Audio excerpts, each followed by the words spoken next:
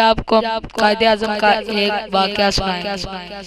आप जब भी ट्रेन पर सफर करते हैं तो आप एक ही सीट बुक कराते हैं।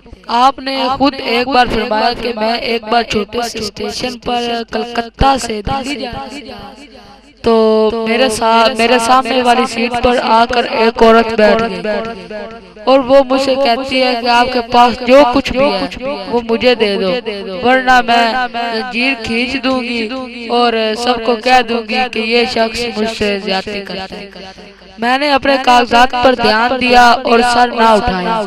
आखिर उसने मुझे ज्यादा तंग किया तो मैंने इशारे से कहा कि मैं बह रहा हूँ, मैं सुन नहीं सकता, इसलिए आप मुझे जो कुछ कहना चाहती हैं लिख कर दें। आपने इससे लिखवा लिया सब कुछ। जब आपने सब कुछ लिखवा लिया तो आपने जंजीर खींच दी और इसे रेलवे स्टाफ के हवाले कर दिया। इस बात से पता चलता है कि कायदे आजम बहुत ही अक्लमंद और दाना थे।